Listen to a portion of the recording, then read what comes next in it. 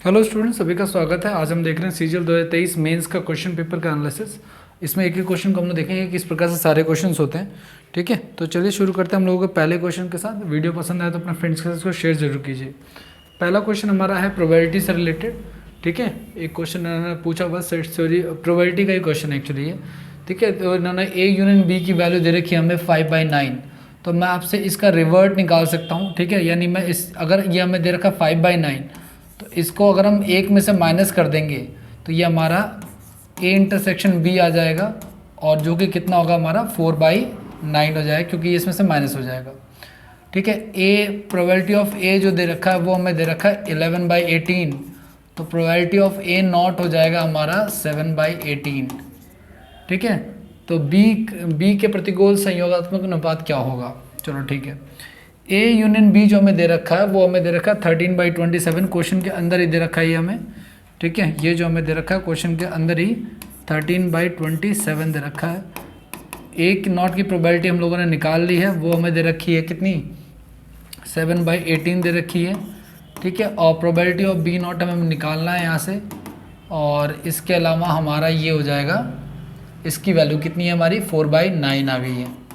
इसको सॉल्व कर देंगे हम यहाँ से, तो 13/27 माइनस का 17/18 प्लस का 4/9, यहाँ से हमारी जो बी नॉट की प्रोबेबिलिटी आएगी इसको सॉल्व करने के बाद एलसीएम आ जाएगा हमारा 54। एलसीएम आ जाएगा 54, 27 दूनी 54, 13 दूनी 26, 17 के 21 और 9 6 54, 6 6 24। इसको करने के बाद हमारा टोटल 29/54 हमारा आंसर आ जाएगा। तो ये आया है बी नॉट की प्रोबेबिलिटी, लेकिन हमें इसका बताना रिवर्ट बताना एक्चुअली। ठीक है, प्रतिकूल योगानुपात बताना है। तो इसमें क्या करना है आपको, तो पहले तो बी नॉट की प्रोबेबिलिटी लिखनी है और नीचे उसको माइनस करके लिखना है। ठीक है, तो ऊपर बी नॉट की प्रोबेबिलिटी हमारी होगी 29/54, और नीचे आप इसको माइनस करोगे 29/54 को, तो ऊपर तो हो जाएगा 29/54 और नीचे हो जाएगा आपका 25/54। तो 54 से 54 तो माइनस कैंसिल ही हो जाएगा हमारा, तो बच जाएगा हमारा कितना 29/25, जो कि देखा जाए तो इसका ऑफिशियली इसका यही आंसर होगा। लेकिन इसमें क्वेश्चन में एक प्रॉब्लम भी है। ठीक है, उसने प्रोबेबिलिटी ऑफ ए जो दे रखी है वो 11/18 दे रखी है, और probability of A union B दे रखा है 5/9, जो कि टेक्निकली सही नहीं है। क्योंकि अगर ए की प्रायिकता इतनी है, जैसे आप इसको ऐसे समझिए कि कोई ए खिलाड़ी है जो कि 50 रन मारता है, और ए और बी जो है वो 50 से कम नहीं मार सकते, 50 से ज़्यादा मारेंगे। हालांकि इसमें कोई प्रॉब्लम नहीं है, और पेपर में इतना ध्यान जाता भी नहीं है हमारा, तो इतना हम इसको इग्नोर कर सकते हैं। ठीक है, एसएससी ने इसके लिए मार्क्स दे भी देगी तो भी कोई बेनिफिट नहीं है सभी कैंडिडेट्स को, अगर मार्क्स नहीं भी देती है तो भी कोई खास बेनिफिट नहीं है। क्वेश्चन नंबर 2 की तरफ बढ़ते हैं हम लोग। कह रहे हैं एक किसी मीनार के शीर्ष से 10 मीटर ऊंचाई बिल्डिंग के शीर्ष का अवनमन 60 डिग्री है। ठीक है, देखिए ये मीनार मान लेते हैं हम लोग, यहाँ पे ये मीनार है। ठीक है, उसके और 10 मीटर ऊंची एक बिल्डिंग है, उसके शीर्ष का जो अवनमन कोण है, ठीक है, वो है आपका 60 डिग्री है। ठीक है, ये 60 डिग्री दे रखा है हमें। ओके, और हमें दे रखा है यदि टावर और बिल्डिंग के बीच की जो दूरी है वो 50√3 मीटर है। ये हमें जो दे रखा है ये दे रखा है हमें 50√3 मीटर। अच्छा, आपको पता है अगर ये 10 है तो ये भी 10 हो जाएगा, इसको हम h मान लेते हैं, और h से परपेंडिकुलर अपन बेस होता है 10, तो यहाँ से यहाँ आने के लिए होता है h cot 60 डिग्री लगाएंगे हम लोग, और इसको इक्वल रखेंगे इसके। तो h cot 60 डिग्री जो है वो बराबर हो जाएगा इसके 50√3 के, और cot 60 का मान होता है गाइज हमारा 1/√3, 50√3 हो जाएगा। तो h की जो वैल्यू आ जाएगी वो आ जाएगी 150। लेकिन बिल्डिंग की हाइट क्या होगी, बिल्डिंग की हाइट ये कंप्लीट होगी जो कि है h+10, तो हम कहेंगे 150 प्लस में 10, यानी कि बिल्डिंग की हाइट जो हो जाएगी वो हो जाएगी 160 मीटर्स। तो इसका जो आंसर होगा वो डी ऑप्शन होगा 160 मीटर। थर्ड क्वेश्चन की तरफ बढ़ते हैं हम लोग। एक परीक्षा पूर्णांक में 25 में से 15 विद्यार्थियों के प्राप्तांक कुछ इस प्रकार से 13, 11, 16, 18, 12, 13, 14, 10, 12, 15, 21, 20, 17, 24 आंकड़ों के समुच्चय के बहुलकों का गुणनफल, समुच्चय के बहुलकों का गुणनफल। आप इसमें देखो कि कौन सा नंबर कितनी बार रिपीटेड है। तो आप देखो यहाँ पे 13 जो है वो 2 बार आया हुआ है, और 15 भी देखो 2 बार आया हुआ है, और कोई नंबर की रिपीटेशन यहाँ पे नहीं दिख रही है मुझे।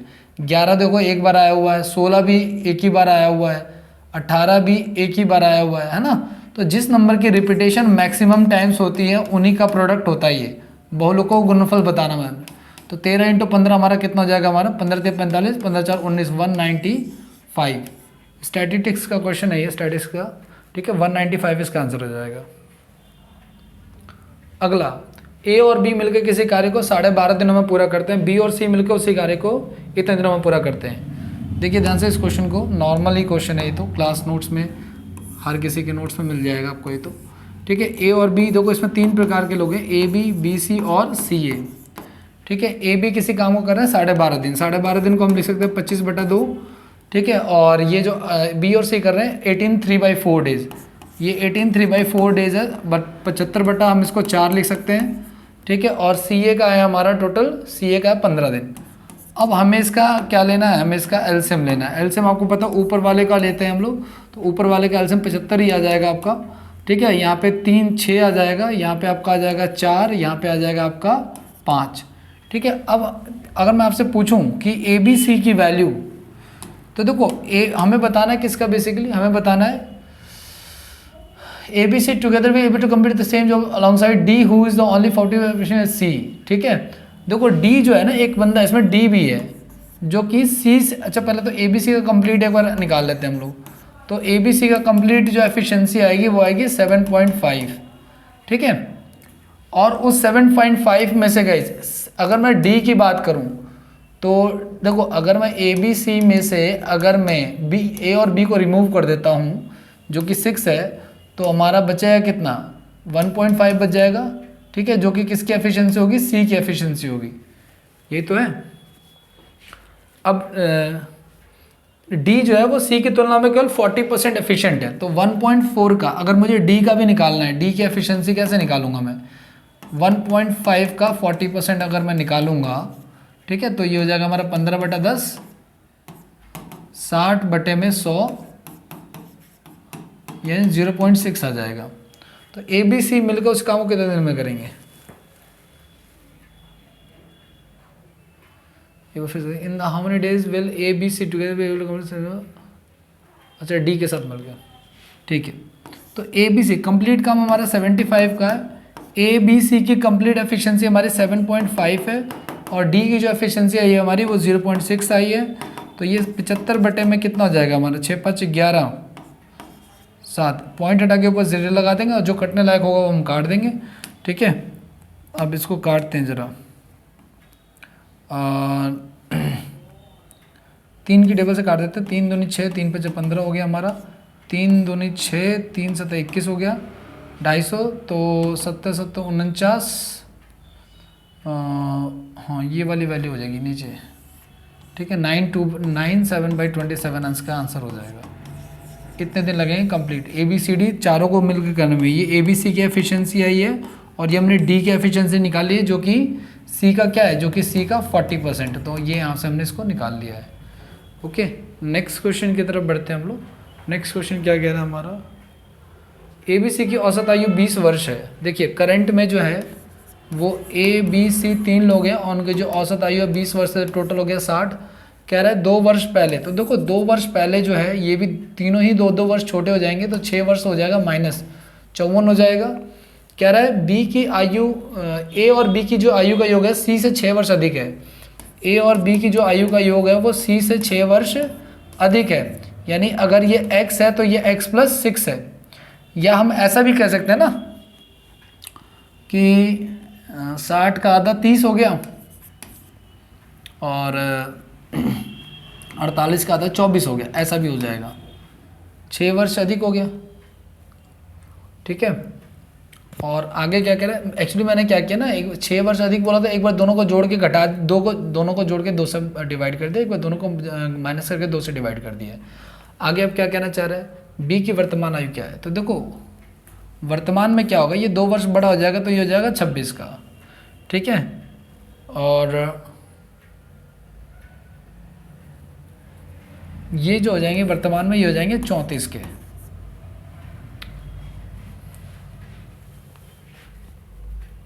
सी का पूछा हुआ है, ये बी नहीं है, हिंदी में गलत लिखा हुआ है, सी का पूछा हुआ है।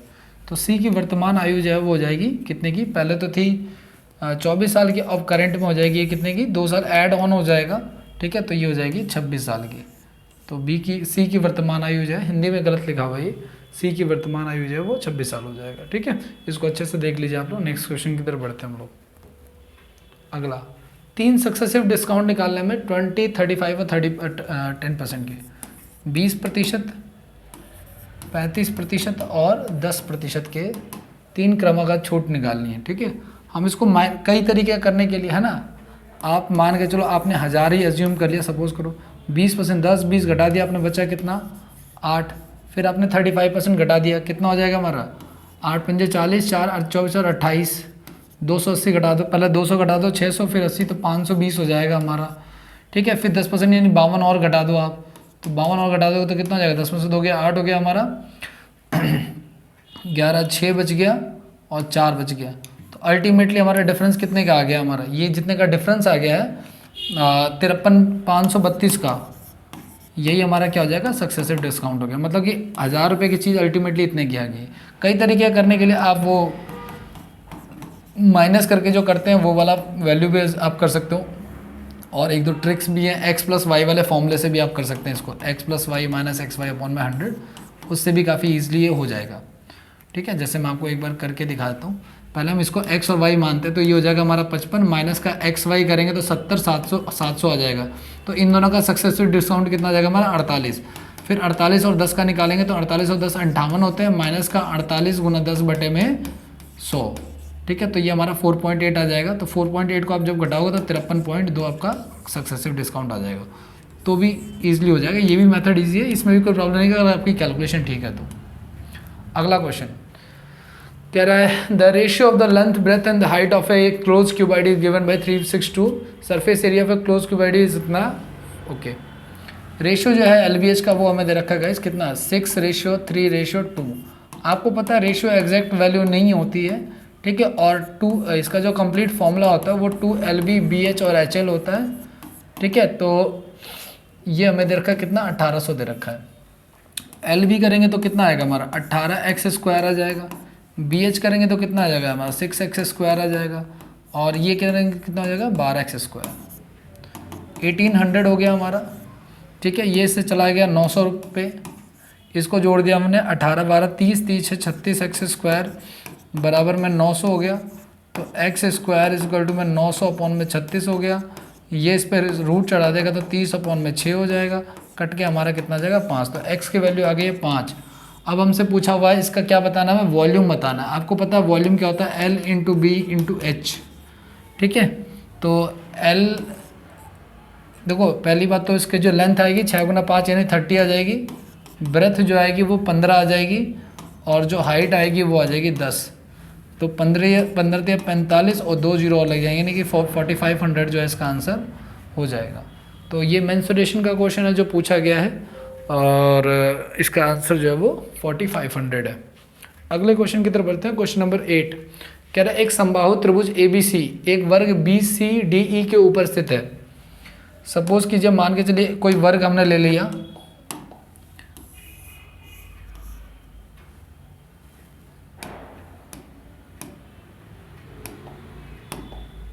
ये वर्ग हो गया हमारा कौन सा BCDE, BC कैसे भी एज्यूम कर सकते हो, ठीक है ना। मान लो ऐसे कर दिया BCDE कर दिया हमने, ठीक है। और इसके ऊपर एक समबाहु त्रिभुज ABC है। तो अगर इसके ऊपर एक समबाहु त्रिभुज ABC है तो वो जो ABC होगा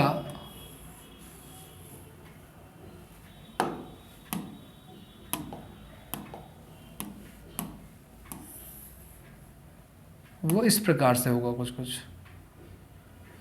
उसके होने का कारण क्या है, क्योंकि देखो समबाहु त्रिभुज की भुजा भी BC है, ठीक है, और इसकी भी एक भुजा BC, इसलिए कॉमन है दोनों में, इसलिए हमें एडजस्ट करना पड़ेगा। अब आगे क्या कहना चाह रहा है, कह रहा है क्या, अच्छा एक चीज़ और, आपको पता है कि अगर ये वर्ग है तो इसकी चारों भुजाएं जो होंगी वो क्या होंगी, बराबर होंगी, और समबाहु त्रिभुज है तो इसकी भी तीनों भुजाएं बराबर होंगी।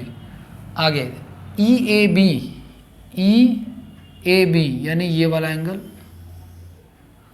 EAB यानी ये वाला एंगल, और 3 गुना में AEB यानी कि ये वाला एंगल, ठीक है। अब आपको पता है, ध्यान देना आप लोग,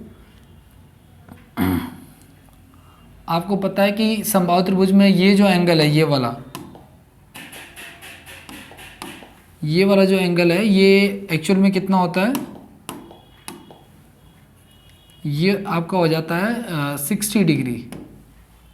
आई होप आपको दिख रहा होगा, ये 60 डिग्री है और ये आपका है 90 डिग्री, ये आपका 90 डिग्री, तो 150 तो हो गया हमारा। और चूंकि इसकी दोनों भुजाएं बराबर है, इसलिए जो एंगल बच गया हमारा 30, वो 15 में यहाँ पर डिवाइड होता है, ये भी हो गया 15 और ये भी हो गया 15। तो एंगल EAB यानी कि 15 डिग्री, तो ये हो गया, और 3 गुना में AEB, तो AEB का 3 गुना यानी कि 45 ही हो गया। तो 15 और 45 टोटल कितने डिग्री हो गए हमारे, 60 डिग्री। तो इन दोनों का सम जो आ जाएगा वो कितना आ जाएगा हमारा, 60 डिग्री आ जाएगा। ठीक है, अच्छा क्वेश्चन है ये, आपका कनेक्टेड है ज्योमेट्री के टॉपिक से।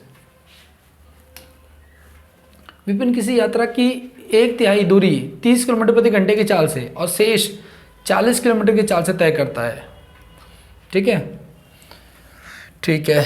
और यदि उसे ये पूरी यात्रा में कुल, अब देखो 30 और 40 है ना, हम कोई ऐसी वैल्यू ले लेते हैं जो इन दोनों से कट जाए। हम 120 भी ले सकते हैं। ठीक है, कुल दूरी हमने मान लिया 120 किलोमीटर, या 120 से बेटर है कि हम या तो कुछ और मान लो इसके 240, 360, जैसे हमने 360 एज्यूम किया सपोज कीजिए 1 मिनट के लिए, तो इसका 1/3 कितना होगा, इसका 1/3 होगा आपका 120, और शेष जो होगा वो होगा 240, है ना। आपको पता है कि दूरी बटा चाल बराबर क्या होता है, समय होता है। तो हमारा समय यहाँ से आया 4 घंटे और यहाँ से आया हमारा 6 घंटे, टोटल हमारा 10 घंटे आया है। लेकिन उन्होंने हमें समय दे रखा कितना, उन्होंने हमें समय दे रखा 12 घंटे का, जो कि इसका कितना गुना, 1.2 गुना है। तो हमने जो डिस्टेंस माना था हम इसको भी 1.2 गुना कर देंगे। ठीक है, तो कितना हो जाएगा हमारा, 12 6 72, 7 और 12 36 7 6 42। ठीक है, 43, 432 आपका आंसर हो जाएगा। ठीक है, तो इसका आंसर क्या हो जाएगा, D। 1/3 कुछ भी आप एज्यूम कर सकते हो, XYZ एज्यूम करके भी ये क्वेश्चन किया जा सकता है। अगला क्वेश्चन देखते हैं, नेक्स्ट क्वेश्चन की तरफ। क्या कह रहा है हमारा, कह रहा है PQ का रेशियो ये है, QR का ये है। तो आपको पता है PQR कितना हो जाएगा, 3:4:7। ठीक है, अब कह रहा है P + Q कर दिया हमने, देखो ये P हो गया, Q हो गया, R हो गया, तो P + Q ratio Q + R ratio R + P। तो हमारा आंसर क्या होगा, 7 11 10 का। तो हमारा आंसर क्या हो जाएगा, D आंसर हो जाएगा, 7 11 10 का। बहुत ही आसान क्वेश्चन है, बच्चों जैसा क्वेश्चन है। तो आगे नेक्स्ट क्वेश्चन क्या कह रहा है हमें, 11वां, 25 46 और y का औसत 11 है। ठीक है, देखिए 25 का 46 का और y का जो औसत है वो 11 है। औसत क्या होता है, संख्याओं का योग बटे में कुल संख्या है। इसको हमने इधर बोल दिया तो कितना हो गया, 33 हो गया ये। ठीक है, और यहाँ से हमारा हो गया 6 5 11 71। तो y की वैल्यू हमारी कितनी आ जाएगी, 71, इसमें से माइनस कर देंगे जो भी आपका आएगा, यानी 8 आ जाएगा और 3 आ जाएगा। तो लास्ट में कितना हो जाएगा हमारा, माइनस का 38। तो y का मान क्या हो जाएगा हमारा, माइनस का 38। तो इसका आंसर जो होगा वो D हो जाएगा। ठीक है, नेक्स्ट क्वेश्चन की तरफ देखते हैं हम लोग। एक ताश की गड्डी में प्रतिस्थापन के साथ एक के बाद एक 3 पत्ते निकाले जाते हैं। प्रतिस्थापन का तो समझते हो आप लोग क्या होता है, पहले एक पत्ता निकाला गया, फिर दूसरा निकाला गया, फिर तीसरा, मतलब पहला निकालने के बाद उसको रख दिया गया वापस, फिर दूसरा पत्ता निकाला गया, फिर तीसरा निकाला गया। ठीक है, तो पहला पत्ता गुलाम होगा, ठीक है, दूसरा पत्ता काला पत्ता यानी ब्लैक कार्ड होगा, तीसरा जो है वो सम संख्या होगा। तो देखो पहला पत्ता गुलाम होगा, इस बात की क्या प्रोबेबिलिटी है, तो पहला पत्ता गुलाम होगा, आपको पता है 52 पत्ते होते हैं इसमें, 13 में 4 काट 13 के हिस्सों में डिवाइडेड होते हैं ये। ठीक है, इसमें 10 तो पत्ते नॉर्मल होते हैं, और जो 11वां 12वां 13वां पत्ता होता है उसमें एक गुलाम एक जोकर होता है ना, इस प्रकार से। तो यहाँ पे आपको पता सब में एक जोकर होगा, तो 4 जोकर हो जाएंगे हमारे पास, 13 के 4 स्लॉट है ना।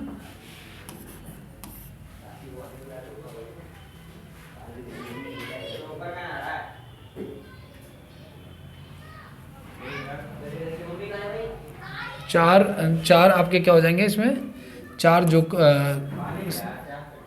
गुलाम का रिप्लेसमेंट के केस में हम लोग मल्टीप्लाई कराते हैं। फिर दूसरा इसने बोला दूसरा पत्ता जो होगा वो क्या होगा, दूसरा पत्ता उसने बोला ब्लैक होगा। ठीक है, तो आपको पता है टोटल जो है ना इसमें हाफ ब्लैक होता है हाफ रेड होता है। ठीक है, तीसरा इवन नंबर, तीसरा पत्ता क्या होना चाहिए, सम संख्या। सम संख्या क्या, 2 4 6 8। ठीक है, क्योंकि देखो 2 4 6 8 10 एक्चुअली, क्योंकि 12वां नंबर जो है वो इवन नंबर तो है लेकिन वो नॉर्मल नहीं है, वो तो जोकर होता है। ठीक है, तो हमारे एक उसमें कितना हो जाएंगे टोटल 5, एक स्लॉट में 5 कार्ड जो है वो इवन नंबर के हैं और टोटल कितने हैं 4 स्लॉट्स हैं। ठीक है, उसके बाद हमें इसकी प्रोबेबिलिटी निकालनी है, इसको काटना है, तो जितना कट सकता है वो हम काट देते हैं। ठीक है, 13 दूनी 26, 13 चौक 52 हो गया, 13 चौक 52 हो गया, 26 हो गया, 4 से 4 कट गया, तो ऊपर हो गया 5, नीचे हो गया हमारा 26 गुना में 13, 169 का डबल कितना हो जाता है हमारा 338। और नहीं एक सेकेंड, हाँ ये ठीक है, ये आंसर हो जाएगा 5/338 आंसर हो जाएगा इसका, तो इसका आंसर हो जाएगा B. Okay, next question, question number 13 क्या कह रहा है हमारा, एक कंटेनर में स्पिरिट ऑफ पानी का अनुपात जो है वो 80 लीटर है और 7:9 में है। ठीक है, 2 कंटेनर मान लेते हैं, एक कंटेनर ए मान लिया हमने, एक कंटेनर हमने बी मान लिया।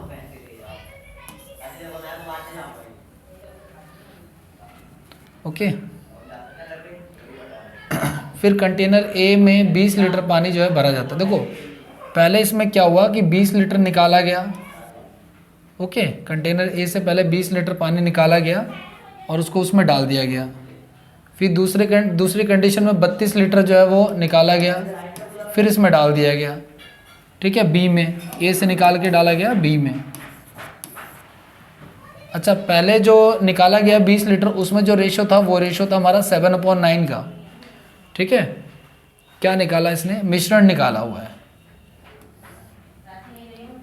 ठीक है, पहले उसमें कंटेनर में, फिर देखो पहले कंटेनर में स्पिरिट ऑफ पानी का अनुपात ये है 80 लीटर है, स्पिरिट है और क्या है वाटर है, 7/9 के अनुपात में है। इस मिश्रण का 20 लीटर पानी निकाल के दूसरे कंटेनर में डाल दिया गया, फिर कंटेनर ए से 20 लीटर पानी भरा जाता है। ठीक है, 20 लीटर पानी भरा जाता है और फिर इस मिश्रण का 32 लीटर दोबारा कंटेनर बी में स्थानांतरित कर दिया जाता है।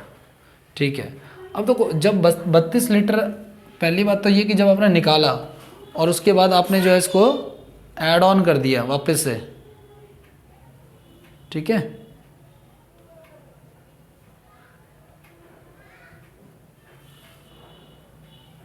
वापस से क्या कर दिया आपने, इसको ऐड ऑन कर दिया। तो पहले कंटेनर में जो हमारा 7/16 बच गया ना, 7/16 था टोटल, क्योंकि टोटल वैल्यू हमारी कितनी थी 16, उसमें स्पिरिट कितना था हमारा 7। ठीक है, और उसमें से 3/4 जो है आपका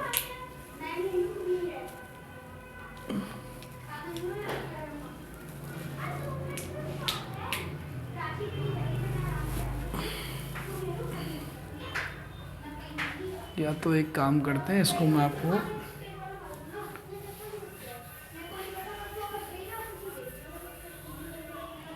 हालांकि तरीका काफ़ी लंबा पड़े, एक बार आप क्वेश्चन को अच्छे से देख लो पहले। ठीक है, क्वेश्चन मैं आपको करा देता हूँ।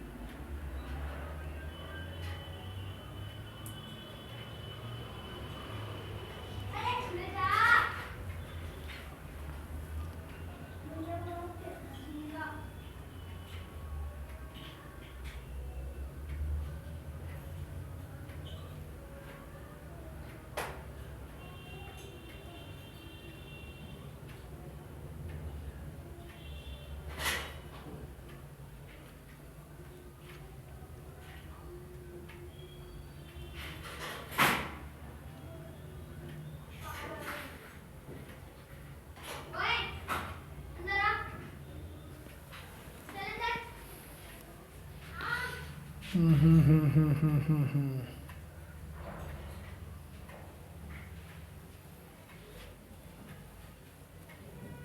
है, पहले 20 लीटर निकाला, फिर वापस 32 लीटर। ये जो निकाला उसका रेशो था 7/16 स्पिरिट का, और वाटर का क्या रेशियो है, ठीक है। और दूसरे में जो निकाला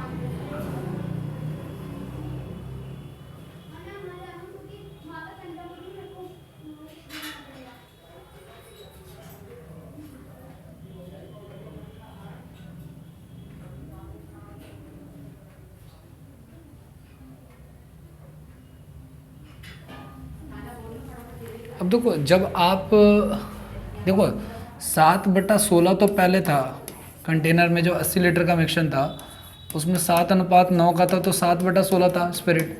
लेकिन जब आपने 20 लीटर निकाला तो 1/4 निकाल लिया एक्चुअली, तो बचा कितना, वो 3/4 बच गया, है ना। तो 3/4 बच गया, तो अब इसके करने के बाद हमारा रेशियो कितना आ जाएगा, 21/64 आ जाएगा एक्चुअली, ठीक है। जो नया रेशियो आएगा 1/4 निकाल लिया गया, जो 20 लीटर निकाला गया है, तो 21/64 हो गया। हमने पहले इन दोनों को आपस में मल्टीप्लाई कराया, ठीक है। मल्टीप्लाई कराने के बाद जो हमारा रेशियो है, काटने के बाद पहले तो आप इसको छोटा कर लो। छोटा करने पे क्या हो जाएगा हमारा, 4 पंजे 20, 4 अट्ठे 32, तो हो जाएगा 35/16, और ये हो जाएगा हमारा 21/8, ठीक है। 21/8 क्यों, क्योंकि कट जाएगा 16 से।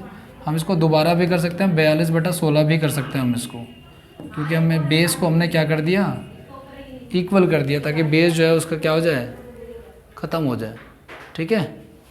तो स्पिरिट अब ये काटने के बाद हमारा ये आ गया, तो हमारा टोटल कितना आ गया, 77 आ गया है। 35 और 42 को ऐड करने के बाद जो है हमारा कितना आ गया, 77 आ गया है। लेकिन इसको हम टोटल से डिवाइड ज़रूर कराएंगे, जो हमारा टोटल वैल्यू है, जो कि 8 और 5 13 है, ठीक है। तो अब इसमें और क्या क्या रह गया हमारा, ऊपर तो हो गया हमारा 77, और नीचे हो गया हमारा कितना, नीचे हो गया हमारा 13, ओके। एक्चुअली में क्या हुआ कि इसके पीछे का जो लॉजिक है ना, वो ये होता है कि 77 अपॉन में जो 16 आता है उसको हम डिवाइड कर देते हैं किससे, 13 से। एक्चुअली 13 कहाँ से है, वही जो उन दोनों को ऐड करके आया था। तो 77 अपॉन में 16 इंटू में 1 अपॉन में 13 इसका हो जाएगा। तो ऊपर तो हो जाएगा 17, 16 3 48, 16 20, तो 77 और 5 क्या हो जाएगा आपका 208, जो हो जाएगा वो हो जाएगा इसका। अच्छा 77 इसमें 208 में से अगर 77 लीटर हमारा क्या है, एसिड है अगर, तो रिमेनिंग जो आएगा वो माइनस करके आ जाएगा, जो कि कितना होगा हमारा 131 हो जाएगा। तो 77:131 जो है इसका आंसर होगा। तो इसका आंसर क्या हो जाएगा हमारा, सी, ठीक है। एक बार फिर से समझिए आप लोग, 20 और 32 का रेशियो लिया था हमने, 20 लीटर पहले निकाला, 32 लीटर बाद में निकाला, इनका अनुपात 5:8 आया। पहले जो रेशियो था वो एसिड का था 7, ठीक है, 7 9 का, तो 7/16 हो गया। दूसरा 21 से 64 कैसा है, 7 9 में से 1/4 हमने निकाल लिया था, तो 3/4 बचा, वहाँ से हमारा जो नेक्स्ट रेशियो आ गया वो हमारा आ गया 21/64 का, ठीक है। इसके बाद हमने क्या किया, इनको इनका प्रोडक्ट जो है यहाँ पे लिखा, ऐड करके लिखा, और इन्हीं के रेशियो को जो हमने ऐड करके इसको डिवाइड करा दिया। तो ये ध्यान रखना कि ये जो आता है ना, ये तो एसिड का आया, ये रेशियो जो है ये एसिड का है, और ये जो रेशियो है ये कंप्लीट का है। तो उसको माइनस कर देंगे तो हमारा क्या आ जाएगा, एसिड और वाटर का रेशियो आ जाएगा इसमें, ओके। इसको आप लोग दोबारा देखना अगर ना समझ में आए तो, ठीक है। एक पार्क में एक निश्चित समय बंदरों और मानव आगंतुकों के सिरों की संख्या और पैरों की संख्या गिनती की गई, ये पाया गया कि 54 सिर हैं। अब देखो कुछ बंदर हैं और कुछ क्या है, मानव हैं, ठीक है। 54 सिर है गैस, 54। आपको पता बंदर के पैर 4 होते हैं, मानव के पैर जो होते हैं वो 2 होते हैं। अगर पैर गिने जाएँ तो टोटल पैरों की संख्या हो जाएगी हमारा 216। और अगर मानव के हिसाब से अगर मैं सबको बंदर एज्यूम कर लूँ तो, और अगर मैं सबको मानव एज्यूम कर लूँ तो 108, लेकिन एक्चुअल में पैरों की संख्या कितनी हमारी 148 है। तो रूल ऑफ एलिगेशन से हम इसको सॉल्व कर लेंगे। तो यहाँ पे हमारा आ जाएगा 16 में से 8 गया 8 बच गया, ये हो गया 10 में से 4 गया 6 बच गया, 68 आ गया। इधर से हमारा कितना आ जाएगा, इधर से हमारा 40 आ जाएगा। इसको फिर काट के छोटा कर देते हैं और जो भी रेशो आएगा उसमें इसको डिवाइड कर देंगे।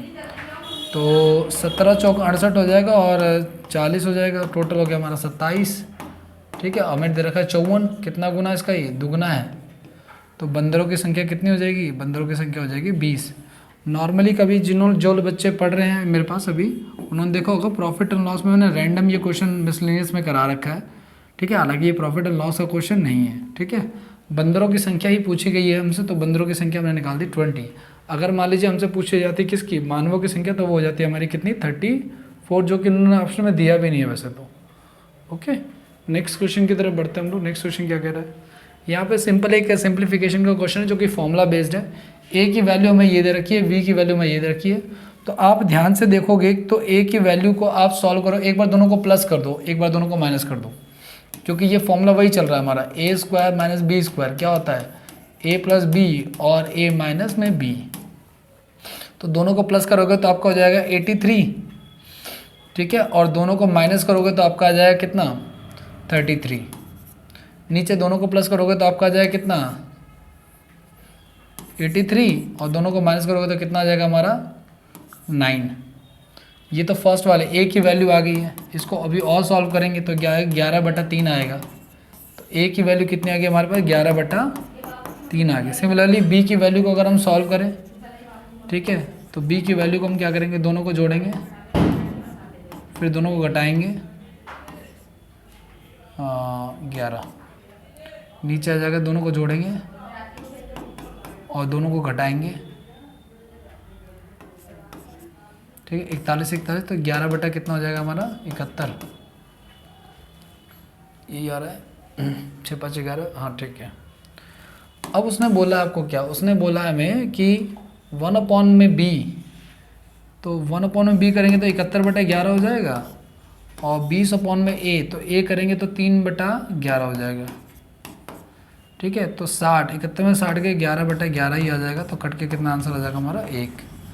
तो ये तो काफ़ी आसान क्वेश्चन उन्होंने पूछा होगा, ठीक है। थोड़ा सा बस कैलकुलेशन और कुछ खास नहीं है इसमें, ठीक है, बेसिक सा ही फॉर्मूला लग रहा है। नेक्स्ट क्वेश्चन की तरफ बढ़ते हैं हम लोग। 14 व्यक्तियों में से पहले 13 व्यक्तियों का औसत वजन इतना है, पहले 13 का औसत वजन इतना है, तो 13 का टोटल निकाल लेंगे हम लोग। और जो 14वां व्यक्ति है उसका जो वजन है वो शेष 14 व्यक्तियों से 39 किलो अधिक है। मान लो 14 व्यक्तियों का वजन x है, तो इसका जो 13वें का वजन है वो 39 किलो ज़्यादा है। बस इसी को सॉल्व करना है हमें, ठीक है। 13 × 104,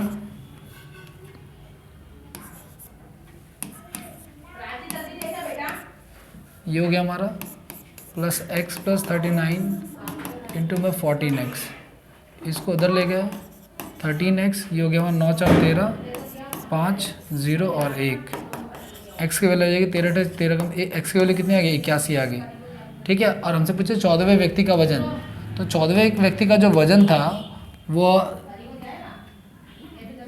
14 के एवरेज से 39 किलो ज़्यादा था ना, ठीक है। तो हम इसमें क्या जोड़ देंगे, हम इसमें 81 में 39 को ऐड कर देंगे, तो हमारा टोटल कितना आ जाएगा 120 किलो। तो जो 14वां व्यक्ति था उसका जो वेट आएगा वो कितना आ जाएगा हमारा 120 किलो। अगला क्वेश्चन, नेक्स्ट क्वेश्चन क्या कह रहा है, इसमें देखो क्वेश्चन को आप लोग अच्छे से पढ़ लो, मैंने तो पढ़ रखा है इसको, देखा हुआ एक बार क्वेश्चन को। एक थोक विक्रेता जो है एक थोक विक्रेता से 180 रुपये प्रति किलो की दर से 15 किलो सेब खरीदे, जो 1 किलो वजन के लिए 950 ग्राम के वजन का ही उपयोग करता है, ठीक है। ओके ठीक है। इन सभी सेबों को 180 रुपये प्रति किलोग्राम की दर से बेचा, लेकिन 1 किलो वजन के लिए 750 ग्राम के वजन का उपयोग किया। ठीक है, देखो एक व्यक्ति है, ठीक है, बी, जब वो खरीदने गया सामान तो उसको 950 ग्राम मिला, और जब वो बेचने आया तो उसने भी आगे जाके जो है सबको चेप दिया 750 ग्राम में। तो अल्टीमेटली 750 ग्राम की जो चीज़ है वो कितने में जा रही है, 950 का। हमें ये अल्टीमेट प्रॉफिट निकालना है यहाँ पे। ठीक है, तो आप इसको चाहो तो छोटा कर सकते हो, कोई दिक्कत नहीं है। और हे प्रभु, तो 4/15,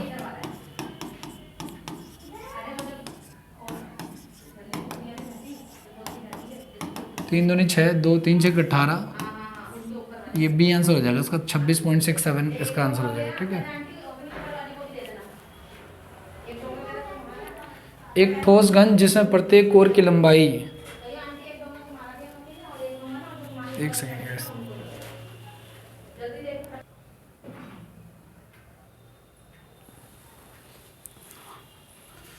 गैस हम लोग क्वेश्चन देख रहे थे अपना कि एक ठोस घन जिसके, इससे पहले वाला क्वेश्चन हमारा ये था जो हमने कर लिया था परसेंटेज का।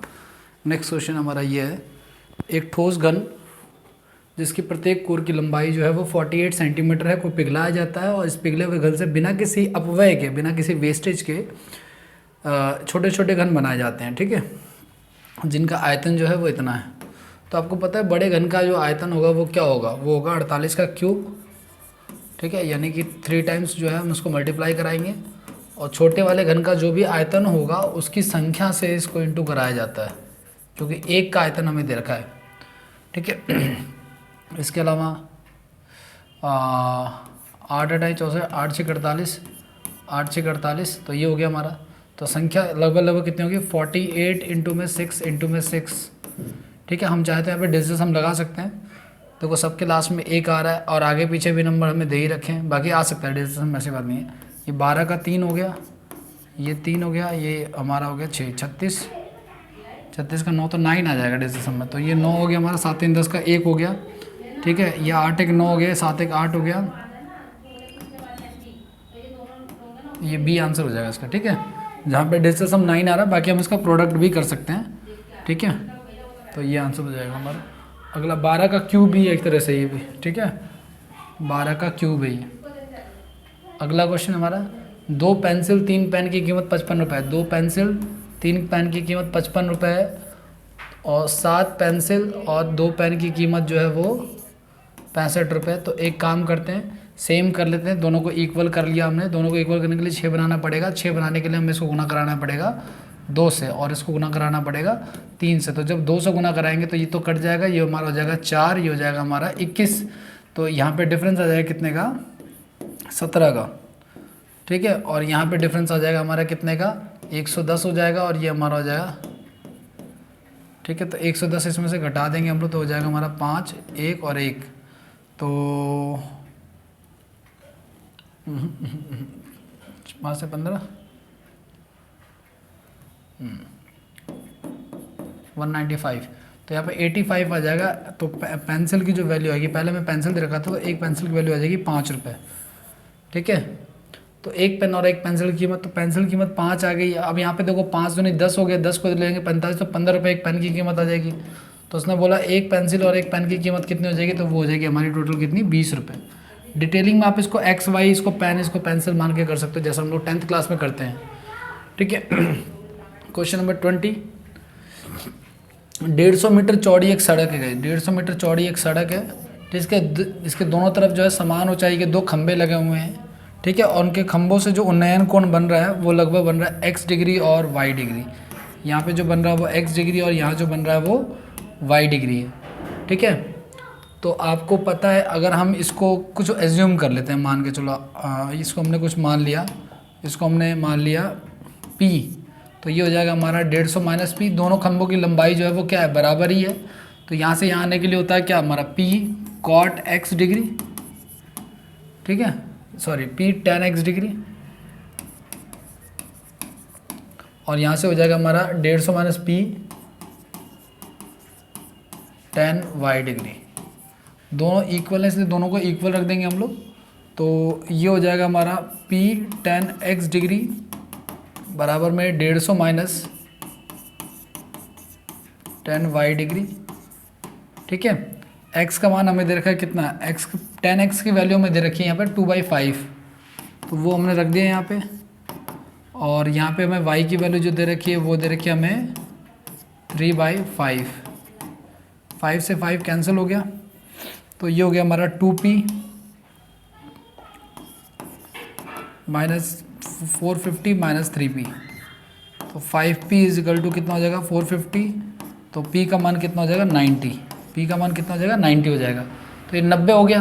तो आपको पता हमसे पूछा किसी एक खंभे की ऊंचाई बतानी, तो हमने p tan x डिग्री निकाला था ना, तो p का मान हो गया 90 और tan x का मान हो गया 2/5। तो यहाँ से हम निकालेंगे 18×90, तो 18×36, तो एक खंभा आ जाएगा 36 का, दूसरा भी 36 का ही है, तो इसका आंसर क्या हो जाएगा, सी आंसर हो जाएगा। ये क्वेश्चन नंबर 20 था हमारा।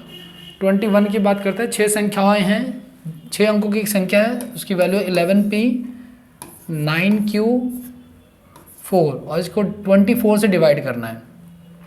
आपको पता है 24 जो है गाइस वो 3 और 8 की कंडीशन पे बेस्ड होता है, और 8 की कंडीशन कहती है कि लास्ट के 3 डिजिट अगर 8 से डिवाइडेड है तो वो संख्या 8 से डिवाइडेड है।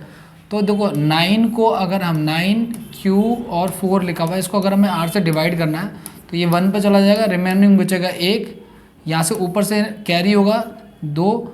ठीक है, यहाँ पे कुछ रिमाइंडर बचेगा, तभी लास्ट में 4 कैरी होकर के सॉल्व होगा।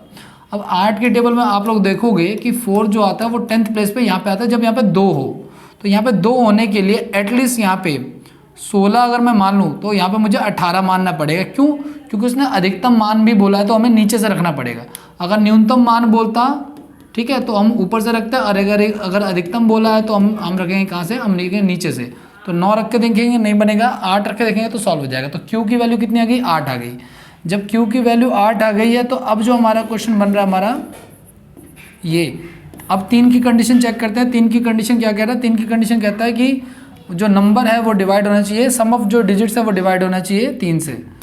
ठीक है, तो ये 9 बन रहा है, ये 9 बन रहा है, ये 5 बन गया हमारा।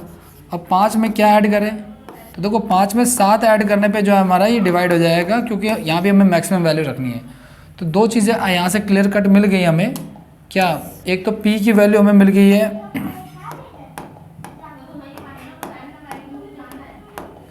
P की वैल्यू हमें मिल गई है 7 और Q की वैल्यू हमें मिल गई है 8। अब कह रहा P इंटू Q है ना, तो P और Q को अगर हम इंटू करा दें तो वो जो हो जाएगा वो हो जाएगा 56। तो इसका आंसर हो जाएगा C। ठीक है, इसमें divisibility rule of 8, divisibility rule of 3 दोनों का यूज़ करेंगे हम लोग। ठीक है, और दोनों को यूज़ करने के बाद जो है आगे इसको सॉल्व करेंगे। अगला क्वेश्चन 22 नंबर। हरी कमल ललित ने एक चुनाव लड़ा। हरी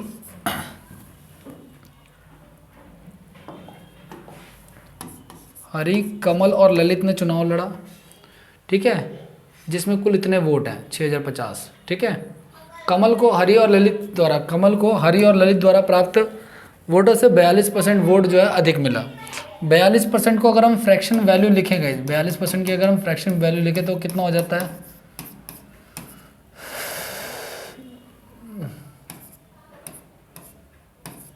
21/50। 21/50 हो जाता है। यानी कि ये हो गया कि हरी को जो है, कमल को हरी और ललित के कुल वोटों से 42% ज़्यादा मिला। ठीक है, तो इन दोनों को 50 वोट मिले और इसको 21 वोट। ओके,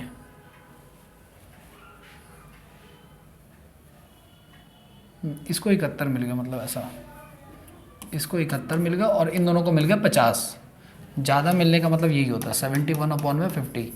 तो ये जो मिल गया ना, ये तो मिल गया हमें कमल को। ठीक है, और ये हो गया हरी और ललित का। अब आगे ललित को डाले गए कुल वोटों में से केवल 8% वोट मिले। ललित को डाले गए कुल वोट का सिर्फ 8% मिला है। ठीक है, ओके, तो कुल वोट का 8%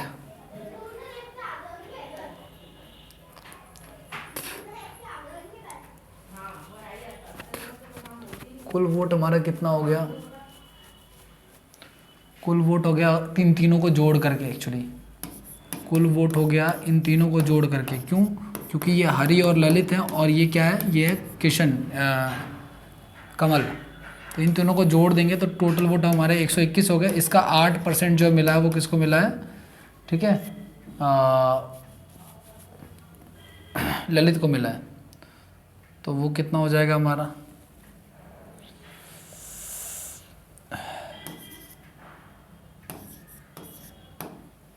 चलो कोई इशू नहीं है। आगे कहना क्या चाह रहा है ये, तो हरि को प्राप्त वोटों की संख्या ज्ञात कीजिए।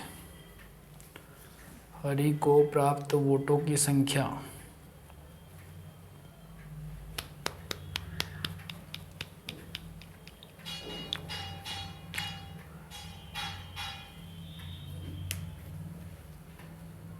अब देखो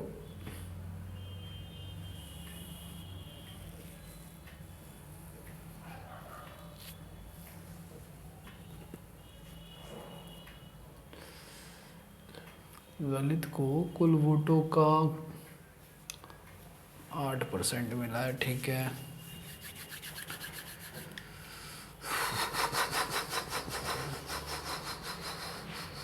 एक काम कर लेते हैं, देखिए हमारे टोटल वोट्स ये हो गए और हमें क्वेश्चन में दे रखा है कितना, 6050, जो कि इसका कितना गुना है, 50 टाइम्स है। तो हम इसको टोटल 50 टाइम्स कर देंगे अगर हम, तो ये हो जाएगा हमारा 2500, और इसको भी 50 टाइम्स कर देंगे अगर हम, तो ये हो जाएगा हमारा 7 पंजे 35, यानी 3550। तो कमल को वोट मिल जाएंगे 3550, ठीक है। और टोटल का यानी 6050 का 8% जो वोट है वो हम दे देंगे किसको, वो हम दे देंगे ललित को, ठीक है। तो ये कितना हो जाएगा हमारा, 0 8 39 का 4 8 6 48, तो 484 वोट्स किसको मिल गए, ललित को। और जो बच गया वो, तो 2500 में से 484 वोट्स हम घटा देते हैं, ठीक है। तो 10 में से 4 गया, 6 बच गया, 9 में से 8 गया, 1 बच गया। तो हमारा आंसर क्या आ जाएगा, 2016। तो 2016 इसका आंसर होगा, ठीक है। एक बार फिर से मैं आपको समझा देता हूँ, फिर से देख लो एक बार, कोई इशू नहीं है।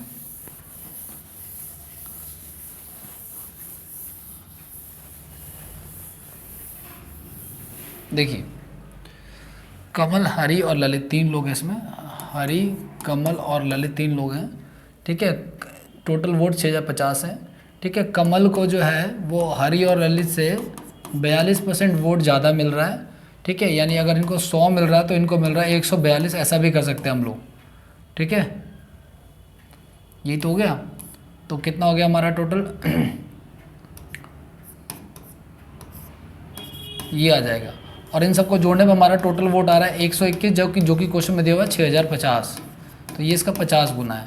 तो अगर 50 गुना है तो कमल को मिल रहा है 71 वोट, ठीक है। तो 71 वोट अगर मिल रहा है कमल को, तो कमल के वोटों की संख्या कितनी हो जाएगी, इसको अगर हम 50 से गुना कराएंगे तो वो हो जाएगा, वो उसकी जो भी वैल्यू आए, ठीक है ना। अच्छा, टोटल वोट का 8% जो है ललित को मिल रहा है, टोटल वोट्स का 8% जो है वो ललित को मिल रहा है। तो यहाँ से अगर आप इसको सॉल्व करोगे तो 0 8 में 4 का 4 8 6 48, ठीक है। और ये कट गया हमारा, तो 484 वोट जो मिल रहा है वो किसको मिल रहा है, ये ललित को मिलने वाले वोट हैं, ठीक है। और ये ललित को मिलने वाले वोट हैं 484, और इसको भी हम 50 से इंटू कराएंगे तो इसके हरि और ललित के टोटल वोट्स हो जाएंगे कितने हमारे पास, 2500, और उसमें से ललित को मिल रहा है 484। तो इसको माइनस करके अगर हम लिख दें यहाँ पे, तो वो हमारे आ जाएंगे किसके, हरि के वोट आ जाएंगे, जो कि हो जाएगा 2016। जितनी ज़्यादा आप प्रैक्टिस बार बार करेंगे, देखेंगे उसको, उतनी जल्दी ये क्वेश्चन जो है ना जल्दी सॉल्व हो जाएगा, ठीक है। अगले क्वेश्चन की तरफ बढ़ते हैं हम लोग। नेक्स्ट क्वेश्चन क्या कह रहा है हमारा, ये क्वेश्चन है काफ़ी ईजी है, इसको सॉल्व कर लेते हैं फटाफट। पॉइंट्स देखो, आप देखो सेम डेसिमल्स है तो डेसिमल्स कट ही जाएगा, ठीक है। 4 3 12, 4 1 4, 4 6 24, 4 6 24 और 4 6 24, ठीक है। ये 3 से कट जाएगा, 3 9 27, 3 3 9, 3 1 3, 2 3, 3 9 27, 3 8 24, ठीक है। और कट रहा है हमारा 3 की टेबल से कट रहा है 31 पे, 3 की टेबल से कट रहा है 3 से कटा, 3 से कटा, ऊपर आ गया 31, नीचे आ गया 66, 31/66 इसका आंसर जो हो जाएगा वर्गमूल, क्योंकि 2 बार रिपीटेड है तो एक संख्या बाहर आ जाएगी। Next question 24वां। 2 मित्र हैं जिनकी आय का अनुपात जो है वो 1.5 लाख है, 1,50,000 रुपये, और है दूसरा है 2,50,000 रुपये। ठीक है, वे अपनी आय को अपने निवेश के समान अनुपात में वितरित करते हैं। 6 लाख का टोटल प्रॉफिट होता है। देखो पहली बात तो इनका रेशो क्या होगा, इनका 2,50,000, तो ये इनका रेशो जो हो जाएगा ना वो हो जाएगा 3:4, 3:5 का 8 हो गया। हमें दे रखा टोटल 6 लाख का प्रॉफिट, जो कि कितना हो जाएगा 8 7 56, 8 5 40, 75,000 गुना हो जाएगा। तो हम इसको भी 75,000 से गुना करा देंगे तो कितना आ जाएगा, 5 से 15, 21 1 22, तो 2,25,000 यहाँ से आ गया, और इसको भी 75,000 से गुना करा देंगे हम लोग, तो 55 25 का 5 और 7 में 35 तो 37, इतना आ गया। तो ये प्रॉफिट बढ़ गया। फिर उन्होंने क्या किया कि प्रत्येक अपना जो प्रॉफिट था वो प्रत्येक ने अपने संबंधित लाभ को 50,000 रुपये जोड़कर एक नए बिजनेस में लगा दिया। तो 50,000, अब देखो ये हमारा किसका प्रॉफिट, ए का, और ये है बी का प्रॉफिट। इसने भी 50,000 रुपये इंट्रोड्यूस कर दिए और इसने भी 50,000 रुपये इंट्रोड्यूस कर दिए। ठीक है, तो अब ये कितना हो जाएगा हमारा, 50,000 आप जोड़ोगे तो हो जाएगा आपका 5,75,000, और ये हो जाएगा हमारा 4,25,000। ठीक है, अब ये जो नया रेशियो है ये भी प्रॉफिट में बटेगा। तो अब ये नया रेशियो इन्वेस्टमेंट का जो रेशियो है अब ये वाला है। तो अब इसके अकॉर्डिंग 4,20,000 की आय हो तो उसमें एक ऐसा, तो पहले इसको शॉर्ट कर लेते हैं हम लोग। कैसे करेंगे, 5 × 5 55 25 हो गया, 5 × 8 40 55 25 हो गया, और 5 दूनी 10, 5 से 15 17, तो टोटल हमारा कितना आ गया, 40 ही आ गया। और हमें दे रहा है कितना, 4,20,000 रुपये का प्रॉफिट। दोबारा इन्वेस्टमेंट हुई है ये, तो 4 से कर लेते हैं पहले तो, या 4,20,000 को हम डिवाइड कर लेते हैं किससे, 40 से। 4 पंजे 20,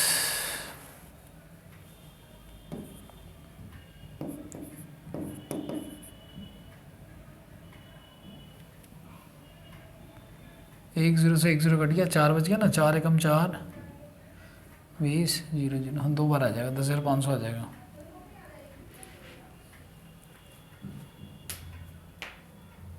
ठीक है, अब हमसे पूछा हुआ है किसका से, एक ऐसा, तो हम इसको 10,500 को 23 से गुना करा देंगे। ठीक है, तो अप्रॉक्सीमेटली ये आ जाएगा 23,000, तो ये हो गया।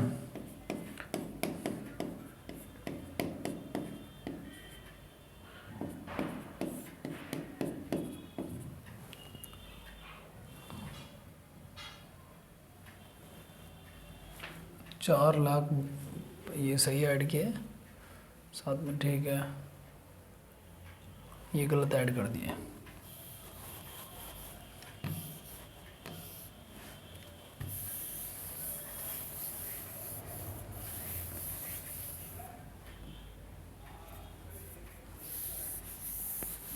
यहाँ पे ये ऐड होने के बाद हो जाएगा 2,75,000 रुपये हो जाएगा ये, और ये हो जाएगा 4,25,000 रुपये।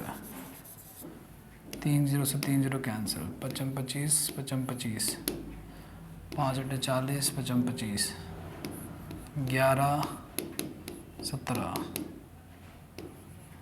28, हमें दे रखा है 4,20,000 रुपये। ठीक है, 4,20,000 को अगर हम 28 से डिवाइड करेंगे तो वो आ जाएगा हमारा कितना, 4 7 चौक 28 और 7 6 42, और ये हो जाएगा 15 चौक 60, तो 15,000 गुना है इसका ये। अब ये इसका 15,000 गुना है, तो 15,000 से इसको गुना कराएंगे तो 165 आ जाएगा। तो 1,65,000 रुपये का टोटल प्रॉफिट जो है वो हो जाएगा। तो इसका आंसर होगा सी। ठीक है, नेक्स्ट क्वेश्चन की तरफ देखते हैं हम लोग। एक वृत्त की जीवा जो है वो 22.5 सेंटीमीटर दी गई है, तो वृत्त की त्रिज्या कितनी है। तो आपको पता है वृत्त की जो सबसे बड़ी जीवा होती है वो वृत्त का व्यास होती है। ठीक है, तो इससे बड़ा देखो, अगर ये इसको हम वृत्त का व्यास मान लें तो ज़्यादा से ज़्यादा जो हाइट होगी वो 10.25 होगी, इससे ज़्यादा नहीं हो सकती। ठीक है, तो या और अगर लोवेस्ट इसको मान लें तो या तो 10.25 से ज़्यादा होगी या उसके बराबर हो सकती है, इससे मतलब इससे इक्वल, इससे ज़्यादा तो हो ही नहीं सकती। ठीक है, तो अगर हम जीवा यहाँ पे मान लेते हैं तो 10.25 से ज़्यादा होगी और ज़्यादा से ज़्यादा यहाँ तक जा सकती है ना। तो इसका आंसर जो होगा थ्योरम लग रही है इसमें कि वृत्त की सबसे बड़ी जीवा जो होती है वृत्त का व्यास होती है, उसी थ्योरम के बेस पे इसको सॉल्व किया जा रहा है। अगला क्वेश्चन, एक वर्ग अंतराल है, ठीक है, उसमें संबंधित बारंबारताओं वाले बारंबारता बटन सारणी के रूप में प्रस्तुत आंकड़े के एक समुच्चय का बहुलक कितना है? 48.5 है। बहुलक वर्ग के निचला सीमा जो है इतनी है और इसकी जो ऊपरी सीमा है बारंबारता, बहुलक वर्ग की बारंबारता जो है 34 है।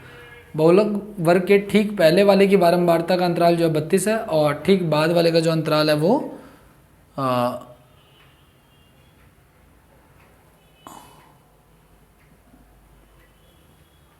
आपका 25 है। तो आपको बताना है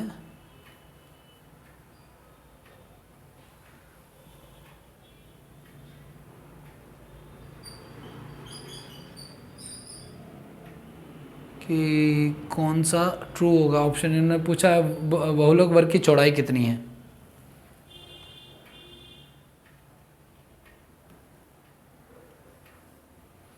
बहुलक वर्ग की चौड़ाई कितनी है?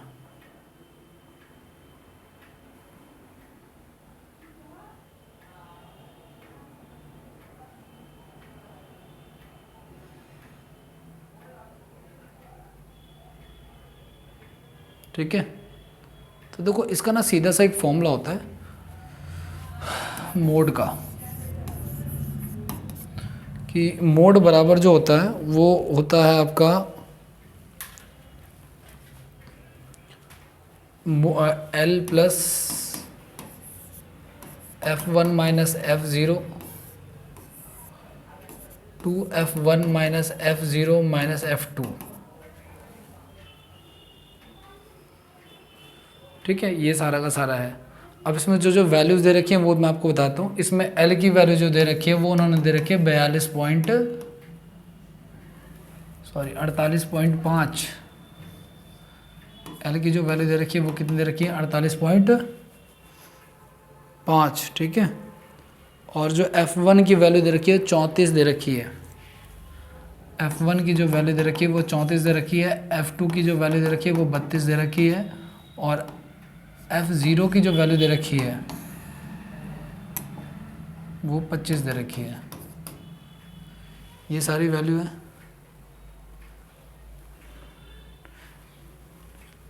F0 ये और ये F2 है। F1, F0 और F2 की वैल्यू दे रखी है। ठीक है, तो आपको पता है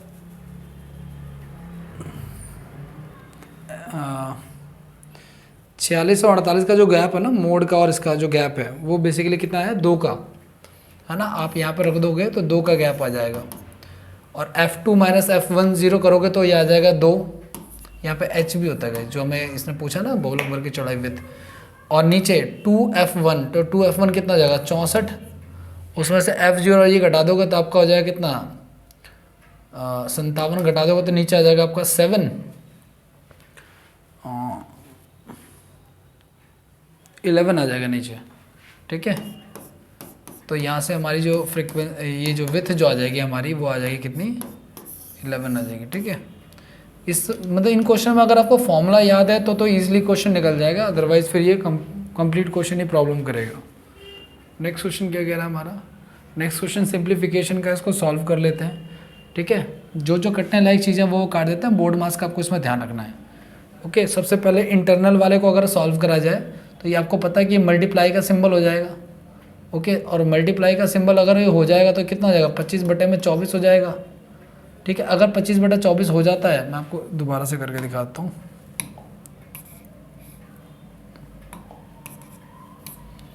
ये मल्टीप्लाई का सिंबल हो गया और ये हो गया 25/24।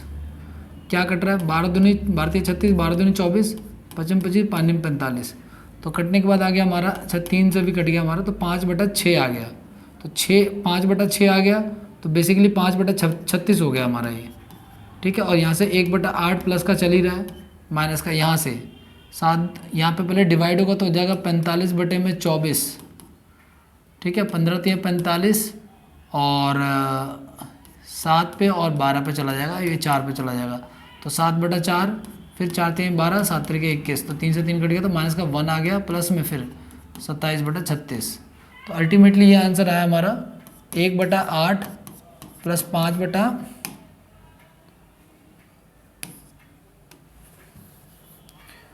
1/8 प्लस 5/36 माइनस 1/27/36। तो आप इन दोनों को जोड़ दोगे तो 32/36 हो जाएगा। 1/8 माइनस का 1 हो जाएगा। एलसीएम कितना आएगा? एलसीएम दोनों का काट दो आप, इसको चाहे तो और काट दो। 16/18 या 4 8 32, 4 9 36, एलसीएम 72 आ जाएगा। 9 8 72, 8 9 72, 9 आ जाएगा। 8 8 64 आ जाएगा, और 73 में से 1 72/72 हो जाएगा। ठीक है, 9 4 13, 73 में से 1 72। अच्छा यहाँ पे भी तो 72 आएगा ना। ओके, तो 73 में से 72 गया और नीचे 72, तो 1/72 इसका आंसर आ जाएगा। ठीक है, जो जितनी इजी तरीके से कैलकुलेट करेगा ना बिना किसी उसके एजिटेशन, वो जल्दी कर पाएगा इसको। 10,000 रुपये 20% से इतना हो जाता है। ठीक है, और रेट ऑफ इंटरेस्ट क्या है? आधा। आपको पता है रेट ऑफ इंटरेस्ट अगर अर्धवार्षिक है तो रेट जो होता है वो 10% हो जाता है। ठीक है, और आपको पता है कि 10% का 4 टाइम का जो रेट ऑफ इंटरेस्ट आता है वो 46.41% होता है। ठीक है, जो कि इसका डायरेक्टली दिख रहा है। इट मीन्स कि ये 4 साल का कंसेप्ट है, लेकिन 4 साल तो ये तब हुआ होगा जब हमने टाइम को डबल किया होगा। इसका मतलब अल्टीमेटली ये बेसिकली कितने टाइम का है? ये 2 साल का है। ठीक है, इस क्वेश्चन को ऑरली भी किया जा सकता था। अगला, एक व्यापारी अपना माल विक्रय मूल्य क्रय मूल्य से 42% अधिक अंकित करता है। ठीक है, मतलब 100 रुपये की चीज़ है अगर, तो 142 कर दिया, उस पर 15% का डिस्काउंट दे दिया है, तो 10% आ गया 142 यानी 14.2, और इसका आधा यानी 7.1 जो है, और एक और डिस्काउंट दे दिया इसने, तो टोटल आ गया हमारा 21.3। 21.3 को जब हम घटा देंगे इसमें से, ठीक है, तो अप्रॉक्सीमेटली 21 ही बच जाएगा, क्योंकि 21 और 21 42 होता है। ठीक है, तो इसका आंसर जो हो जाएगा 21% हो जाएगा, क्योंकि इसने निकटतम पूर्णांक तक बोला हुआ है, तो इसका आंसर ए हो जाएगा। क्वेश्चन नंबर 30, एक लास्ट क्वेश्चन बचा हुआ है। 2800 रुपये पर 10% की दर से 3 वर्षों का प्राप्त ब्याज x रुपये है। देखो सुनो, अब देखो 28 का 10% 280 रुपये, और 3 साल से गुणा कराओगे तो आपका हो जाएगा 8 3 24 का 4, 3 दूनी 6 2 8, 840 रुपये ब्याज मिले, जो कि x की वैल्यू हो गई है। और 6200 रुपये पे 14% की दर से, 6200 रुपये पे 14% की दर से जो कितने साल का जो इंटरेस्ट मिलेगा वो होगा 1736। यहाँ से एक बार जब हम इसको सॉल्व कर लेते हैं तो 14 कम 14 3, 14 दूनी 28, 14 चौक 56, ठीक है, और 31 4 पे 2 पे 2, तो यहाँ से t की वैल्यू आ गई 2। बेसिकली ये y है, बेसिकली ये y है, क्योंकि इसने बोला y वर्षों में, यहाँ पे क्वेश्चन में लिखा हुआ इंग्लिश में y वर्षों में, ठीक है ना। तो x की वैल्यू ये आ गई, y की वैल्यू 2 आ गई। अब उसने बोला x बटा y, तो 100 काट के कितना आ जाएगा हमारा 420 आ जाएगा। तो इसका आंसर क्या हो जाएगा? सी। तो ये हमारा कंप्लीट सॉल्यूशन था, खत्म हो गए सारे क्वेश्चन। 30 क्वेश्चन अराउंड पूछे गए थे, और ये सारे एक ही शिफ्ट में हुआ था 26/10 को। ठीक है, आशा करता हूँ कि आप लोग इसका अच्छे से एनालिसिस करते हैं, वीडियो को लंबा नहीं खींचते हैं, और इसकी प्रैक्टिस कीजिएगा ताकि आपके आने वाले एग्जाम्स में आपकी काफ़ी हेल्प मिल सके। Thank you for watching this video. अगर आपको वीडियो पसंद आया हो तो अपने फ्रेंड्स के साथ इसको शेयर जरूर कीजिएगा। बहुत बहुत धन्यवाद। Thank you so much.